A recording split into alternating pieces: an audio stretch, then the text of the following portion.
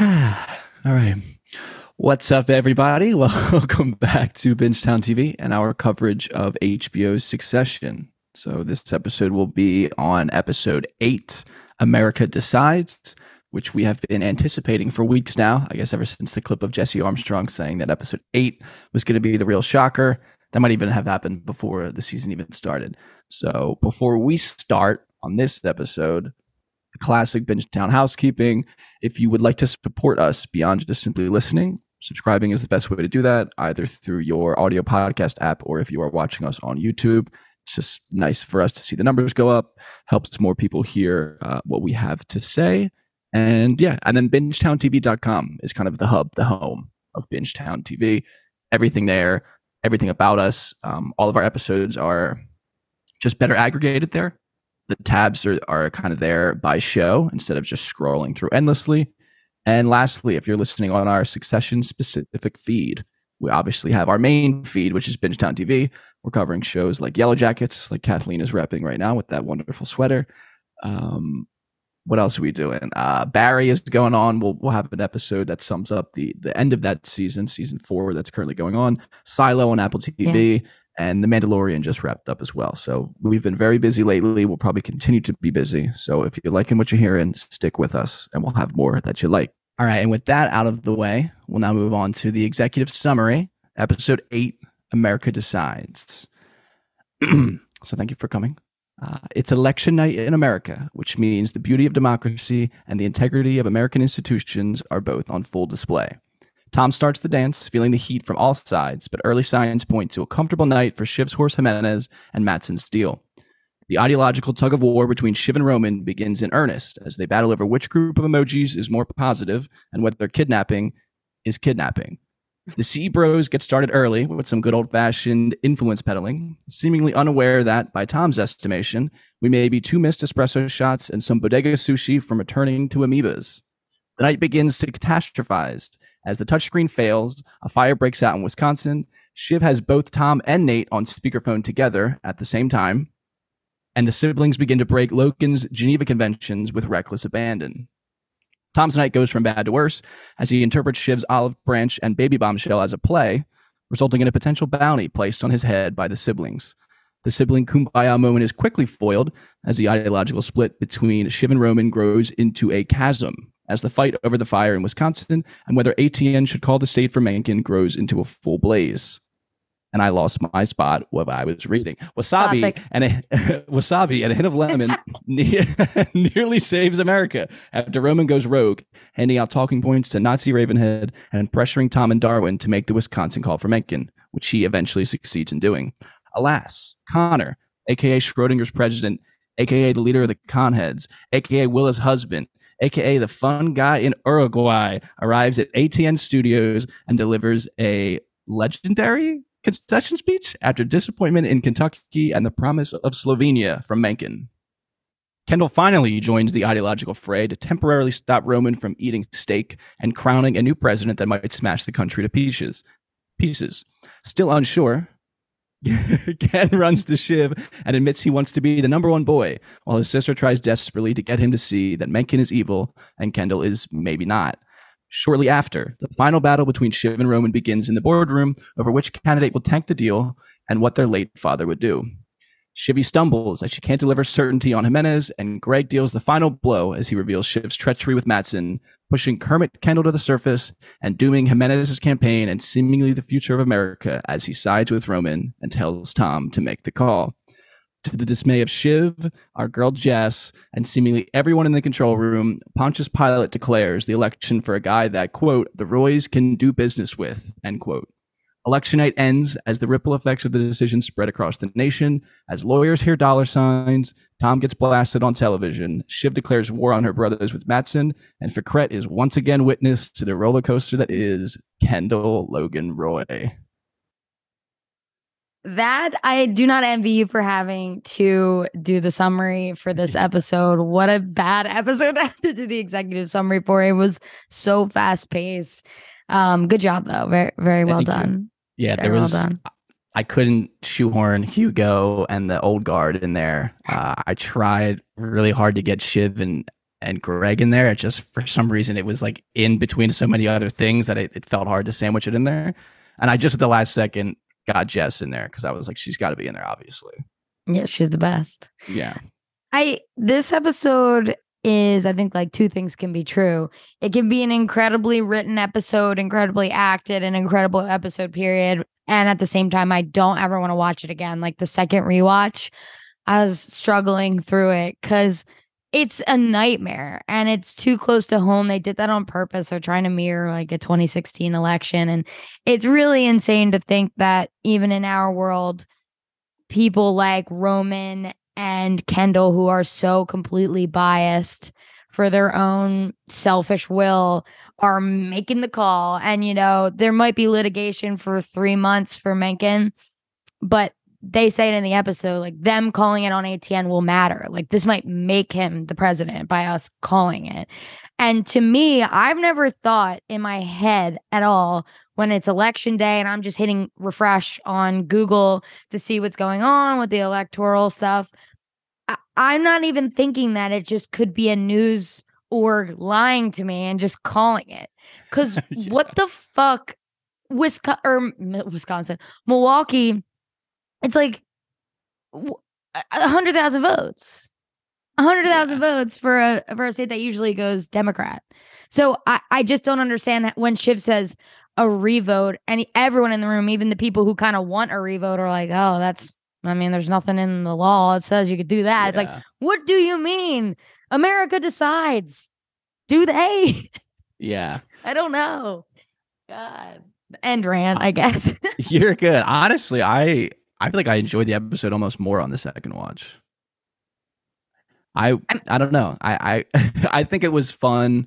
It's just fun how fast paced it is. There's just so much happening. You can't like even linger on one detail. I thought that the kind of overarching threads of like with the siblings were just like really well done. Of like Kendall's indecision. Roman was on a fucking warpath all episode. He is running in and out of rooms. He's on the phone the whole time. And Shiv is just trying to juggle more than just work, obviously, at the same time. And she's trying to play all sides, and it's not going well because she's not playing any of the sides well. And it's just, I really, really honestly enjoyed this episode.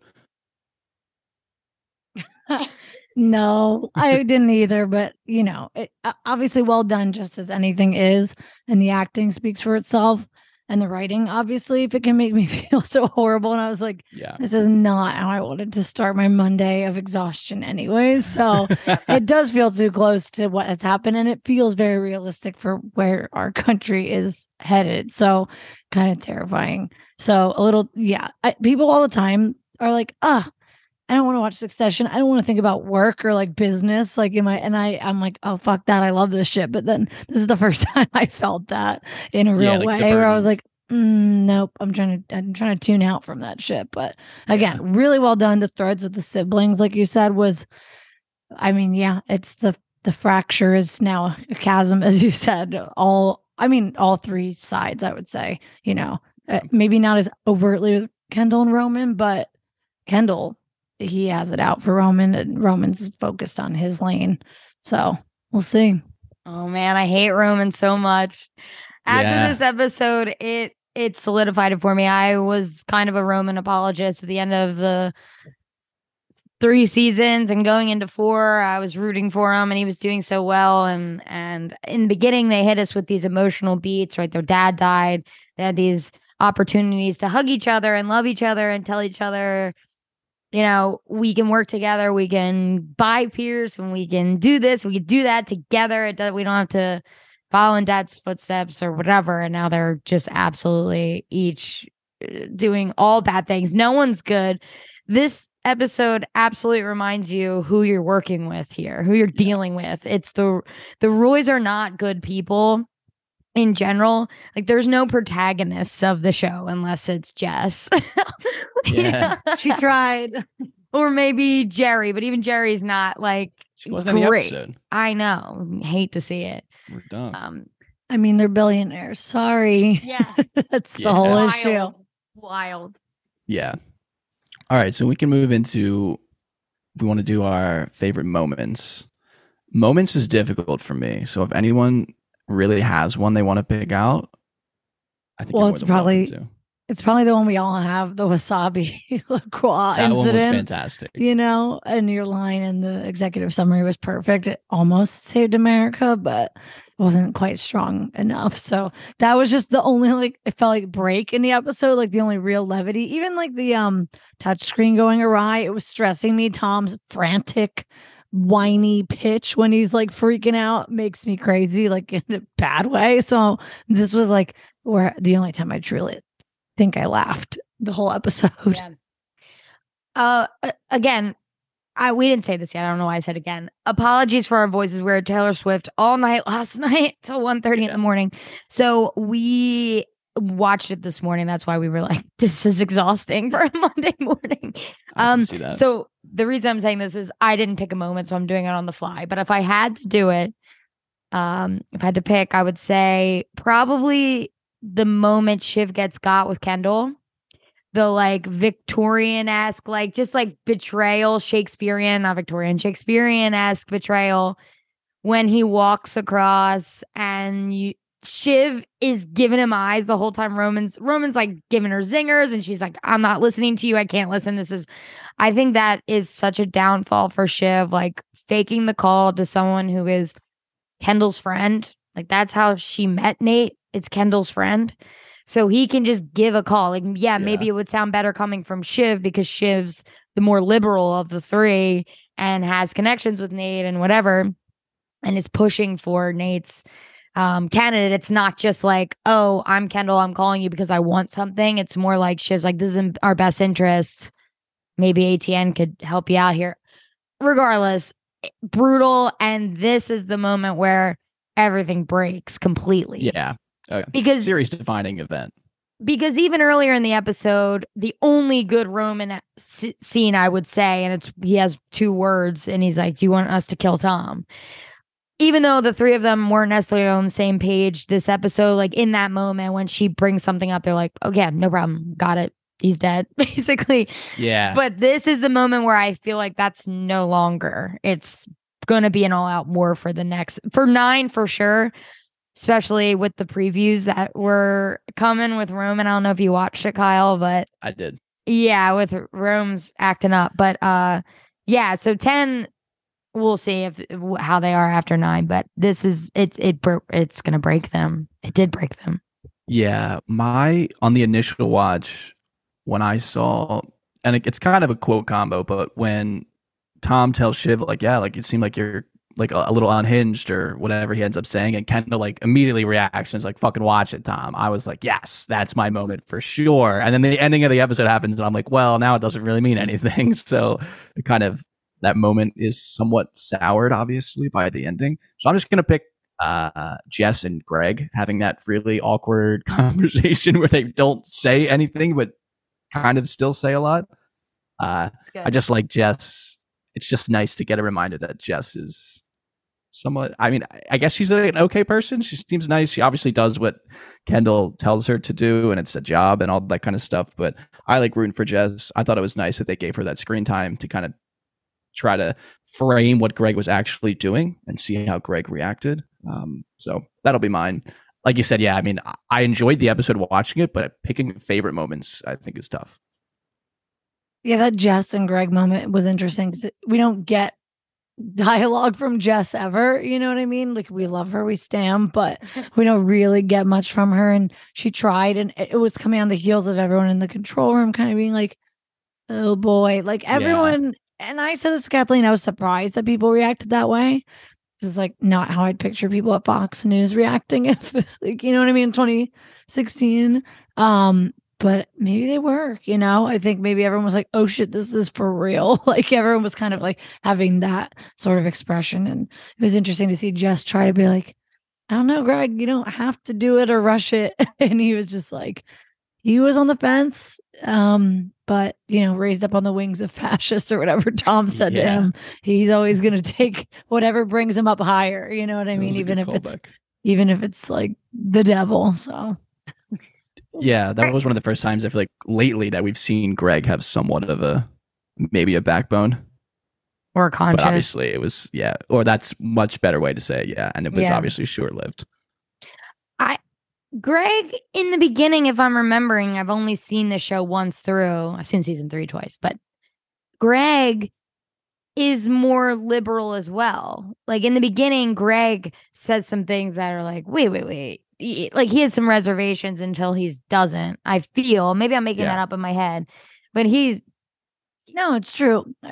And Tom's like, oh, yeah, we all like Hamilton, Greg. Like he's kind of just, I don't think he's hardcore, but I think he's kind of like pushing back against everyone's kind of like lack of political correctness and things like that. And until he finally is like, oh, this isn't getting me anywhere. Well, the big paychecks start hitting, and he starts getting new suits. He grows out of California Pizza Kitchen, and he kind of starts to realize, he doesn't really give a fuck.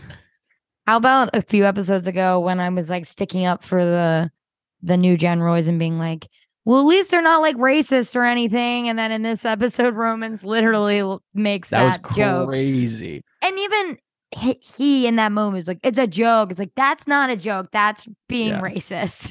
They all were like, everyone in the room was like, oh, and Tom was like, get them the fuck out of here. The amount of times Tom had to kick or Greg had to kick people out and be like, no, get out of here. Wow. You know what? Maybe my favorite moment is actually when Tom hands the phone to Greg when he's talking to Shiv. And Kendall immediately like, we're not fucking talking to Greg. I saw their face and I was like, there's no way they're going to hang up on this motherfucker. That's an insult. Funny.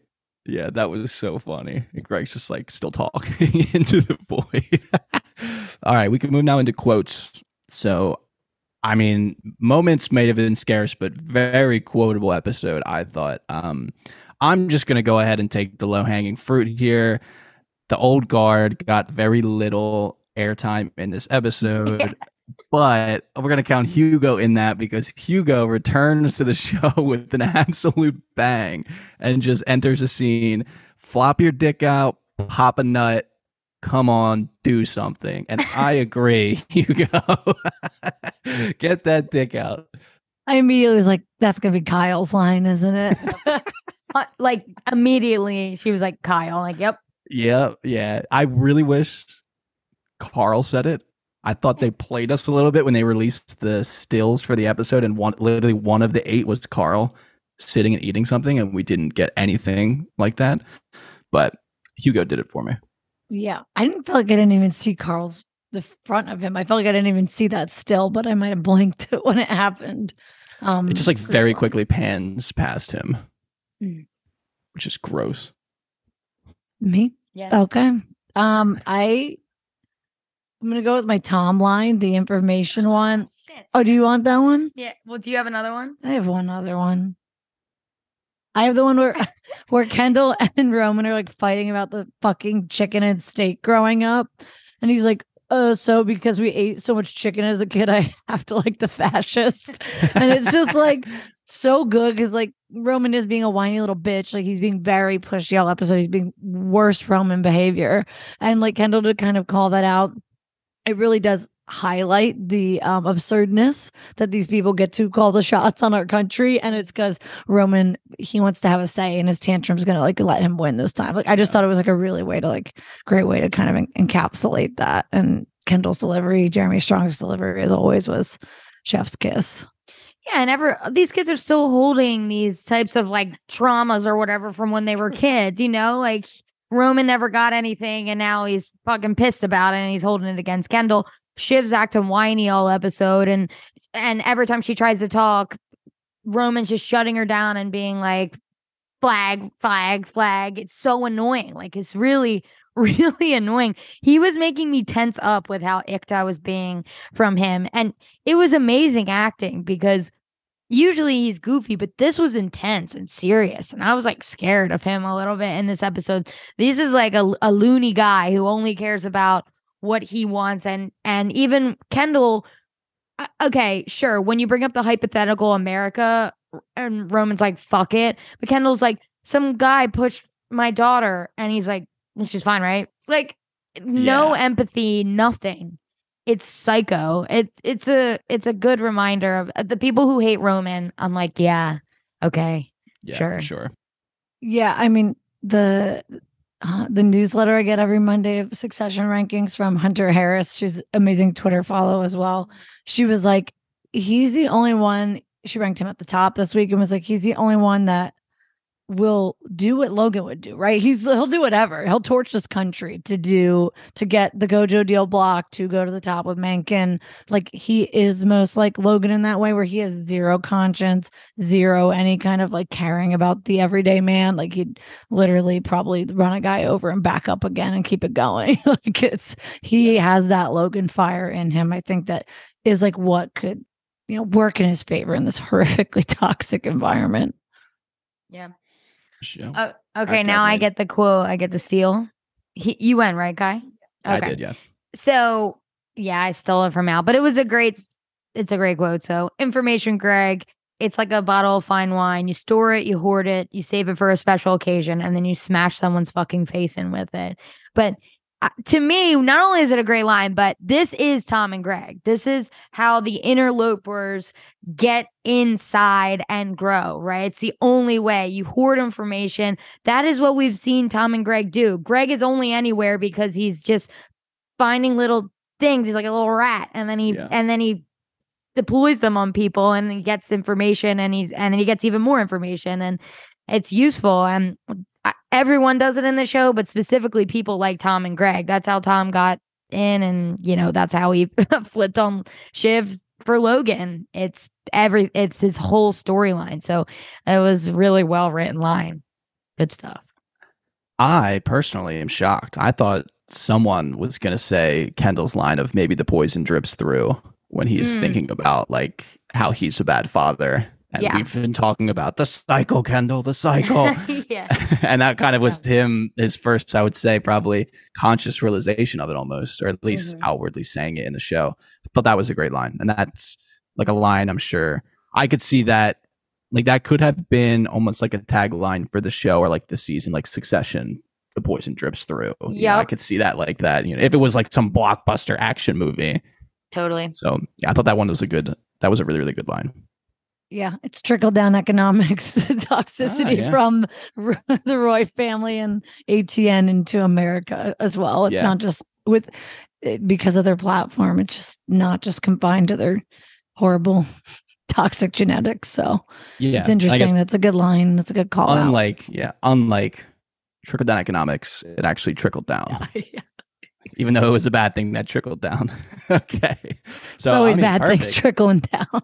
Speaking of trickle down and economics, let's get right into this market watch, this character discussion. I can tell we were kind of chomping at the bit to get it in there. So now that the quotes and the moments are out of the way, who do we want to take first? Do we want to start small, or do we want to start just absolute big dogs? Let's start big dogs. Let's start with Shiv, just because we finally got the bomb that she told Tom about the babies. Oh, so again, it's like personal stunks and work stunks.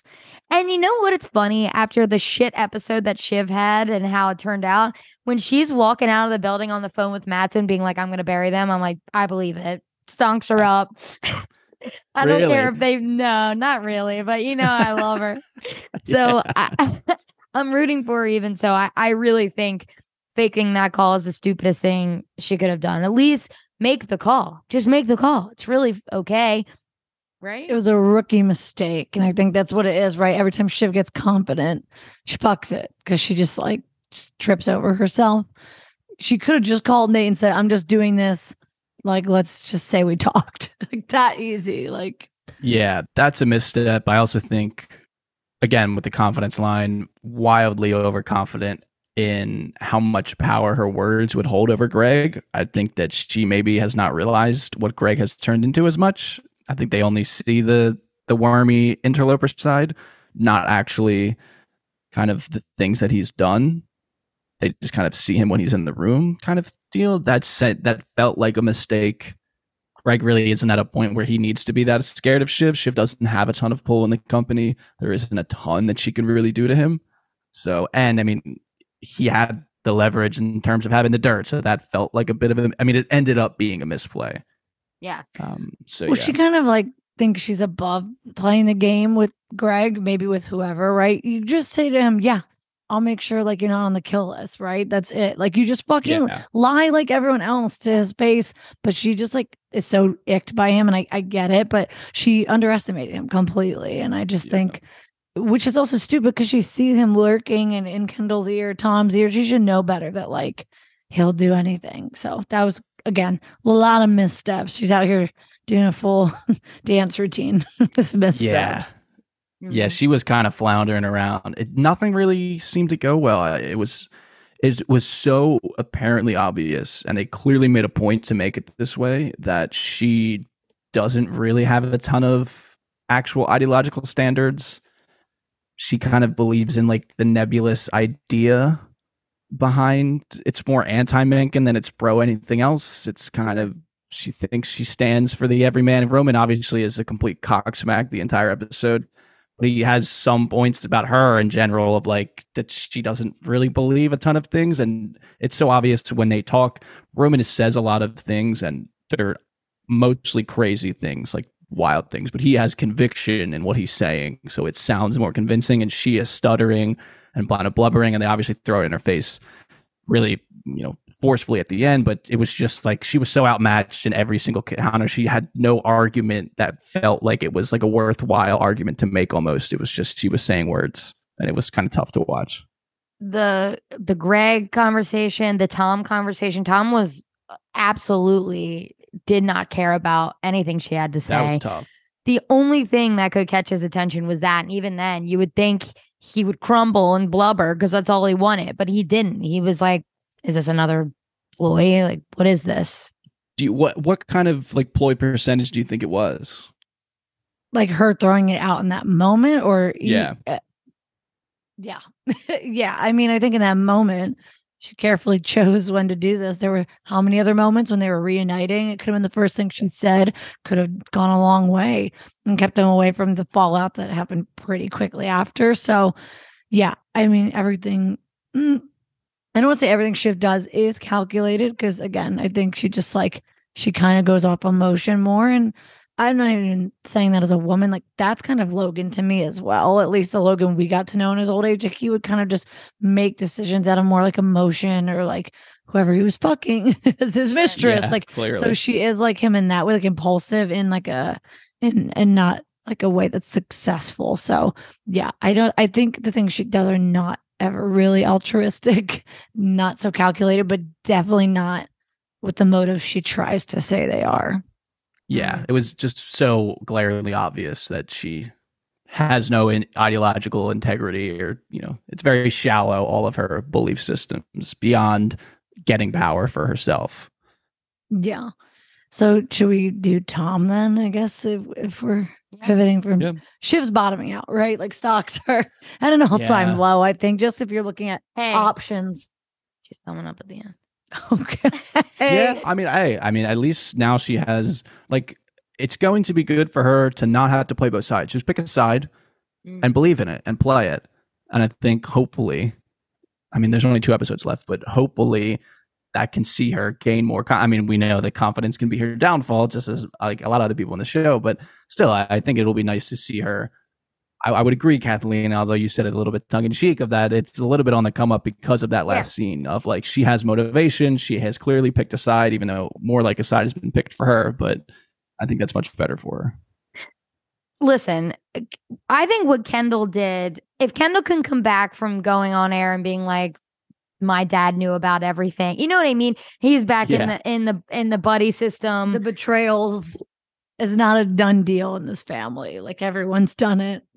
And I think she says that at one point. She's like, "Oh, we're all looking out for ourselves. We've all done things." Yeah, and listen, that was the plan in the beginning. They said, "Stay close to Mattson, for the deal," and then they decided by themselves to kill the deal and did not tell her for a few days. So it's like, I've been working the angle that we were working, and she almost says that in this episode, but she was stuttering. Man, they had her beat. It was brutal. I really wanted her to start lying and just give them what they give, right? Like, kind of just do the Logan thing and make it so, and I just think that's where the amateur hour shines through, is she can't back it up. She's not good at like backing it up at all. Yeah, Shiv Stan's been getting fed some slop in the second half of this season. second half. More like she had one True. good episode in the middle. Yeah, He faked us out hard. that's true. But okay, Tom. Yeah, well, even in the scene, we can do the Tom in the scene when Shiv says this thing, and not only does Shiv apologize, say the baby thing, Tom doubles down and is like, well, you killed him, so Yeah, that was wild. She broke this man. She broke this man in ways he didn't even know. And I like, that was like my first note. I was like, wow, they're so toxic. It's so broken. They can't even like there's no leeway. There's no give anymore. It's all just like smashing wine bottles in the face. This could be me just completely watching uncritically, but I believed that she like wanted to kind of apologize and felt somewhat bad. And I don't think he cares. Like, I think he believes everything he said and has no want or need to apologize. While I think there's something in her that would like to apologize. Well, she always wants him back and wants to slightly apologize and then doubles down and does something even worse the next time. So there's too many betrayals on Tom. And not for nothing, like he said, this is the biggest day of his career. Sid's out. Logan's dead. It's his first go. Everyone already wants him out. They want his head on a spike. He's like, I need to focus. And Greg isn't getting his coffee. The boards are breaking. Everything's going wrong. There's wasabi in Darwin's eyes. Nothing could go right that day, except it was fine. I just think that watching Tom and Greg stress out and run around like, this could never be me. No shot. Who would ever want to be this? Fuck. I'm never watching the newsroom. Yeah, no, Tom professionally bad night as well, obviously. I mean, the episode ends, he is the face of this. His face is the one that's on the TV screens associated with ATN's dealings. So we'll see how that plays out. But obviously that feels like a red flag or a red arrow. Right. It's like the jail fall. It's like taking the fall over again for cruises. He always finds himself in this position. And you could argue that it like also looks good for him. Like Mencken really goes in. He's the guy who pushed it. He's the face of it. But all signs are pointing to this isn't really going to be as smooth sailing as as Roman wants it to be. And at the end of the day, Tom wasn't making this call. He was, a figurehead. He's a figurehead for fascism now. He's the poster boy. And I just think professionally, it could look like he made it out well. But I think, again, like long-term, big picture, he does not have like strong foothold. And it's like, where could he go if they can his ass? Like, I just think he doesn't have, again, similar to Shiv, not a lot of real options on the table at the end of it all. So you got to just keep like pursuing the direction you're in, I guess. Yeah, it was interesting that he, in the initial, like in the wasabi scene, where he's like, to Roman, you don't make the call, I make the call. And then at the end, he was basically asked Kendall and Roman, I don't make the call, you guys make the call. And that was an interesting switch over whatever it ended up being, 20 minutes. So, we'll see what the aftermath of all of that is. I would say now, even in the wasabi scene, it feels like he changed his tune. In the beginning, he's like, I make the call. And it seemed like he didn't want to call for Mencken because it's not legit. Darwin doesn't want to call for Mencken. Poor Darwin was getting kicked around all episode just to do. And I think he genuinely was just a math guy. He's like, I'm just here to count the votes. And they weren't counted. But in the end of that scene, Tom's the one who comes up with, how about pending? It's like, okay. True. And then Alex said ridiculous.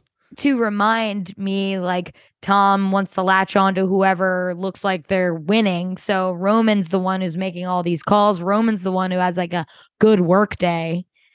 So Tom helps him out in that scene. And I was like, that's a good point. Because the first watch through for sure, I was like, whoa, you really flipped the switch fast within one scene. But makes sense now. All right, on to Roman. We got a little bit of it earlier, but I think just general gagging, throwing up in mouth noises. I'm not going to be happy with, even though I picked him, I'm not going to enjoy it if he's the one, because this is hell. He's a horrific fucking Nazi fucker. I can't. Like, I just like the haircut, the fucking whiny, like bitch, rude voice. Like, he's like everything I hate in politics and in power. And he like embodies it. Kieran does it so well. So I'll give him that. But Roman's on top right now, I would say, after this episode, just because of his good work day. But also because, like, if that gets the Gojo deal blocked, boom. And then, like, if the president wants him, he's the guy. You know what I mean? And Logan, before he died, was like, I want you in charge of ATN. So I think he's like trying to put these pieces in place. If it's Survivor and they're doing the puzzle, he's almost at the end first. Yeah. But Kendall, this just wasn't his arena. And it feels like this arena has become very fucking important for like which CE bro could win out.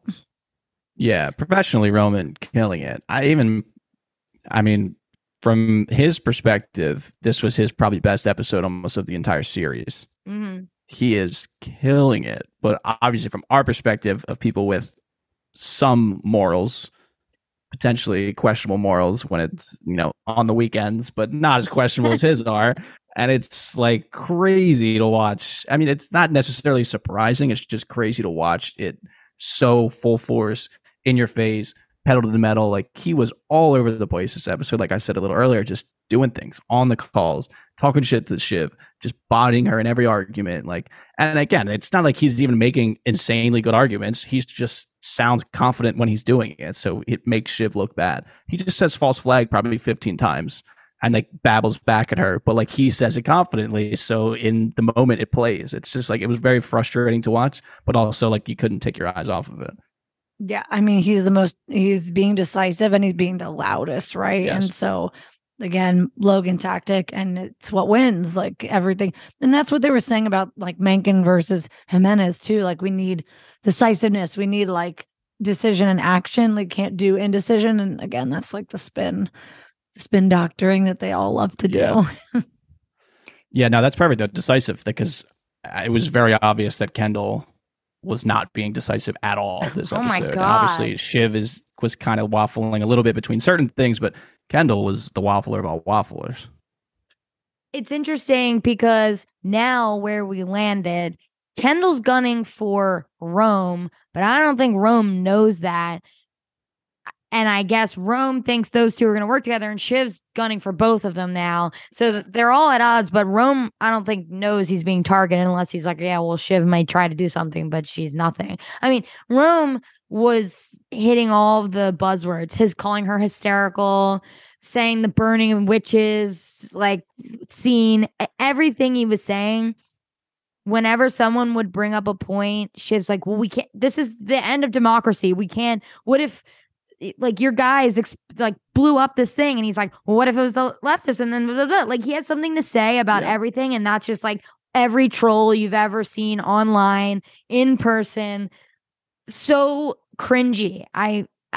It's so frustrating. Yeah. I am icked. I'm grossed. It was, so as obviously a brother to sisters, it was like a really good kind of representation of what it's like to kind of bicker with your siblings. Mm-hmm. But obviously it's like the fate of the free world is at stake versus like who gets the last cupcake. Yeah. So it was like really intense and hard to watch at times, for sure. No, I agree 100%.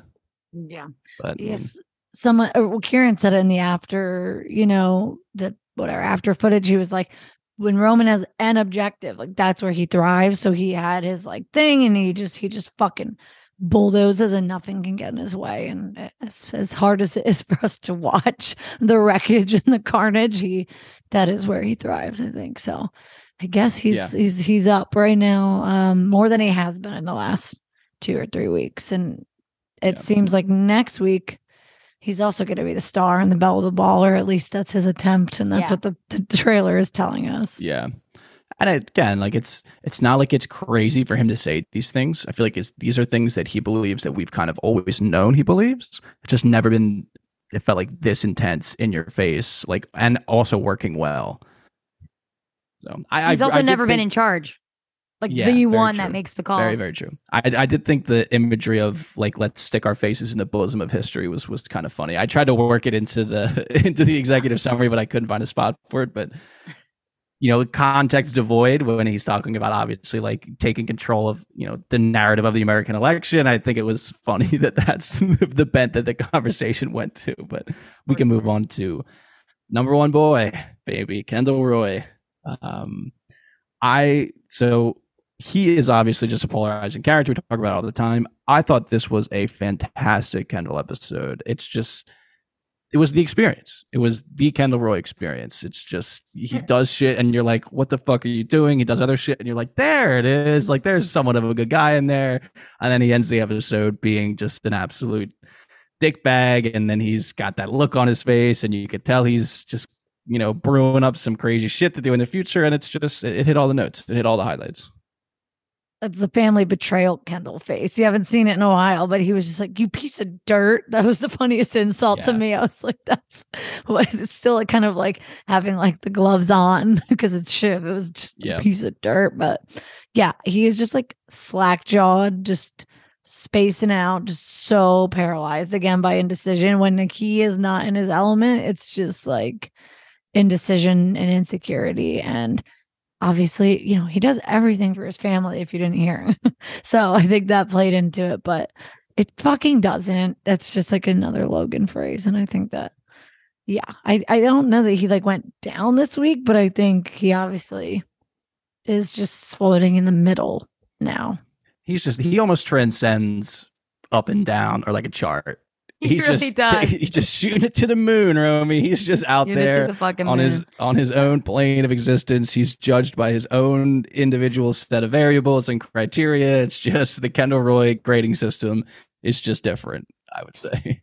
I just think he really was lost to me.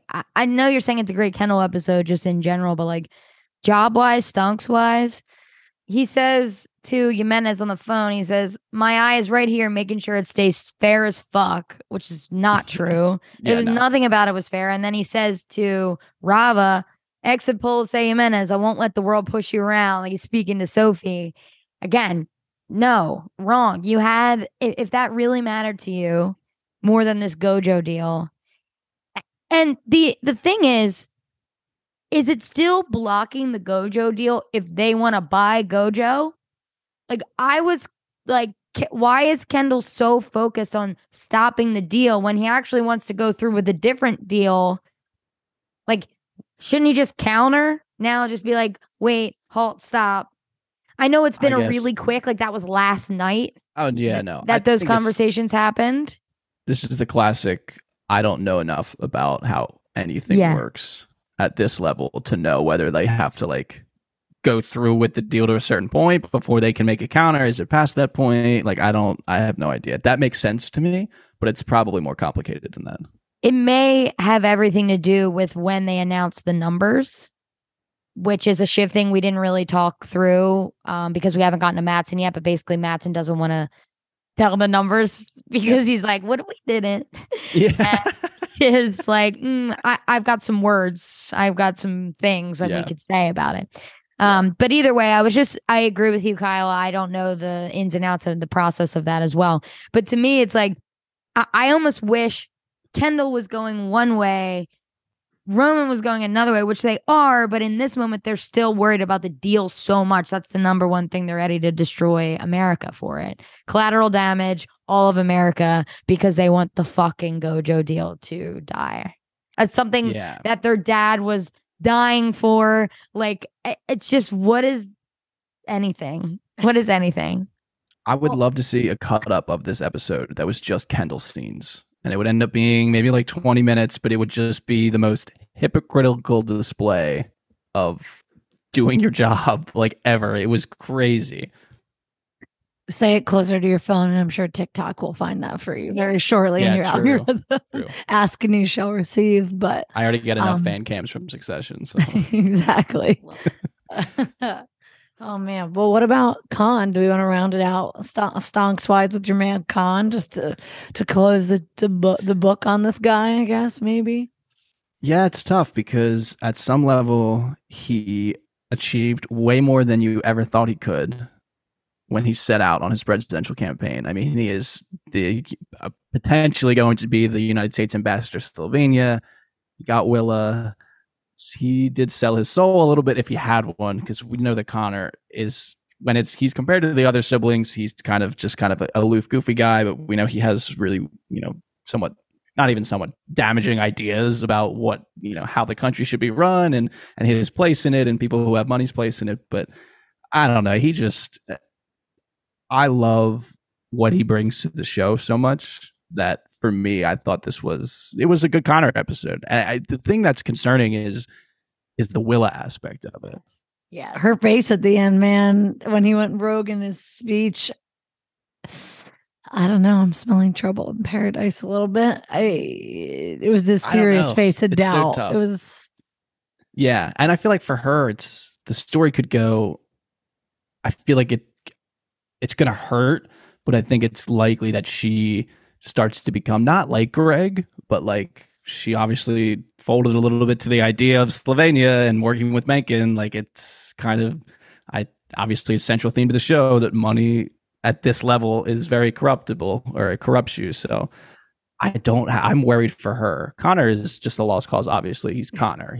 Hasn't changed since the show started. He's always been Connor, but she had maybe a little bit of hope, but I'm starting to lose hope, I would say, in Willa as a character. I don't know if there's enough time for her to descend fully, but I think it's definitely a little concerning. Yeah.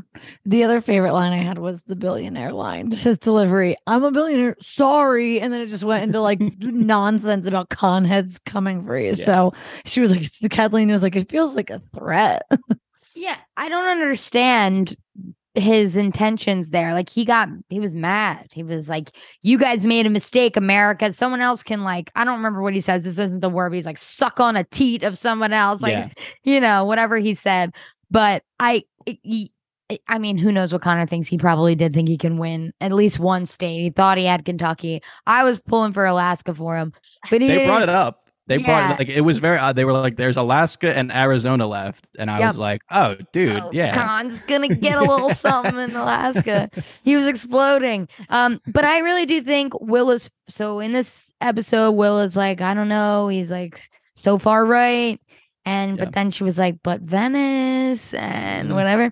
But that look at the end, she seemed like, oh shit, he's kind of crazy too. But I don't know that you're right. I don't know that it'll be enough to actually do anything to Willa and Khan in this season. I love them though. It's always a joy to have them on screen. And he's just so oblivious. The polls are closed and he still goes up to Rome. He's like, hey man, anyway, I could still get a deal. It makes no sense. Anyway, literally makes no sense. So nuts. Yeah, I mean, he probably only got it because Mencken was like, sure, whatever. Like, I really don't give a fuck. Like, just call the election for me. It's literally, you're so right. I did like when Willa's like, fuck Kentucky. He's like, no, Willa, not fuck Kentucky. Alas, Kentucky. Yeah. I just thought that was funny of him. Again, showing that like grace that we kind of saw at the election party, although in only the way that Connor could show it, because it was also slightly unhinged. But he's just, I don't know, he just brings such a nice little spice to the show. It's just such a different kind of aspect to it than everyone else that I just love it when he's in the show. So I'm obviously quite biased when I would rate any type of episode for him. Yeah. I just feel like he brings a different spin on the crazy. Like you said, he does that thing of grace behind the scenes, and then he gets on camera to the whole country and melts down and starts having kind of a tantrum. He goes kind of the sad sack wasp trap, butter kitchen meltdown, cold butter meltdown. Yeah. So he's kind of unpredictable in that way. And maybe that was what Willow was remembering, because it had been fine for a little bit. And then he does that shit. And you're like, right. It's gone. Yeah. I'm also worried about my kind of Connor as the father figure thing, which is why I was hitching my ride to him. I mean, I think the potential's there for it because obviously, like we've said, the siblings are all split. The funeral will happen. Maybe he is someone that can be a mediator. That seems like a very basic thing for the show to do. I think the show has proven that it's, again, like we talk about, it's not really about anything other than these people are stupid rich and they're also insanely bad people. And what does that look like in America? And that's fine. It's just, I don't know. I would like to see something good happen at the end like that. So we'll see. It's probably just the hopeless romantic in me, but love that about you. We'll see. My parting shots is just the Greg line. I guess I did have another line. I didn't have it in the quotes. And the dance with an old man, unseemly venues. Like he was so confused. The guy he was dancing with, he said, "Yeah, I drank things that aren't normally drinks." I'm like, what the fuck does that mean? Like blood or like what was it? What would be your guess? I drank things that weren't normally drunk. Mine were like blood and pee, which sucks. Yeah, piss was the first thing I thought of. Yeah. But we'll see. I thought it was funny that Mattson, like, to Shiv was like, yeah, so Greg told me it's getting a little crazy over there. Yep. Greg just is, I mean, I would say is arrow up for Greg. I mean, he's got in Kendall and 100%. Roman's good graces. He ratted Shiv out, but yet he still kind of gets the Mattson side of the play a little bit. So Greg is somehow he's Gregging. He's Gregging for sure. I even liked when he stood up to Shiv because I thought Shiv, we already talked about it, but played that scene so wrong. Yeah. And Greg even bringing it up, being like, silence is golden, because she was being so fucking weird in that scene. We haven't even talked about that really, when she's just like, become attractive, Greg. And he's like, like they're cousins. Yeah. Reel it in, Shiv. Find a different angle. I got the punchline, but the setup was, it wasn't nice for any of us, but but I thought it was a good Greg episode too. And normally I don't give Greg the props in season 4, at least. The rest of the seasons I do, but I thought this was a good one for him. I was mad he turned on Shiv, but she deserved it, I think. Yeah. All right. Alex, do you have a parting shot you want to throw out there for the people? I had the Greg thing too. Just like the comment about drinking things that aren't normally drinks. I was like, that flew under the radar because I feel like it happened so early before all the chaos. So, that just kind of made me giggle and was very, what I kind of expect from like a weirdo tech billionaire. Anyways, yes, like that's again, just more on brand content for Mattson. Yeah, I guess my parting shot, probably a reiteration of things I've said, of just that I just really enjoyed this episode. I thought it was really they did such a good job of like showing us how ridiculous it is that it was these 3 people that were making this choice for the country, where, like we said, where they're arguing over chicken and steak from their childhood. And that's what I literally wrote down. I wrote, it's wild that it's these idiots deciding this. Like, that was literally the only note I wrote for the whole episode, or the only note I wrote, rather, besides the executive summary, because I was like, this is just so unhinged and crazy. Big time. So we did mention previews for episode 9, and it looks like a good one. So funeral. Yeah. If you like what you heard, and I hope you did, be sure, like I said at the start, to subscribe. That's the best way to support us at the moment. BingetownTV.com is the home of everything Bingetown. We are working hard, working like dogs over here. Just doing a lot of TV shows at the moment. The big ones right now are just Yellow Jackets, and Silo is just starting up as a show. Yellow Jackets is running kind of hand in hand, step in step with Succession. Those will both end actually Memorial Day weekend, which is pretty great, I think, right? Or maybe I'm wrong. Yep. Okay. You're right. Yeah, which is pretty crazy. So that should be a nice big weekend for us. The week after that, obviously, we'll have a lot of big drops from us. And yeah, we'll be back next week with more Succession. We're back every week with just TV. So if you love talking about TV, listening to TV, all that kind of stuff, be sure to keep hanging around with us, and also interact with us if you like. Social media at Bingetown TV. Twitter's probably the best way to do so. Instagram is potentially wishy-washy, although I don't know because I don't go on the Instagram. Yeah. Instagram's good too if you like Instagram. Okay. Twitter's the best. Or YouTube. Or YouTube. Yeah, YouTube comments, we love them. We love you guys pointing out things that we missed, because obviously we missed things as well. We don't remember things correctly. So if you want to correct us, be sure to do so. We give you full reign to do that. We don't have the Kendall. No one gets to say no. So you're more than welcome to tell us that we're idiots and that we got things wrong. And yeah, that's pretty much all I got. So that'll do it. Episode 8, America Decides. Once again, we are Bingetown TV. And thank you for listening. Thanks for saying. Wear black for the next episode. Fuck off.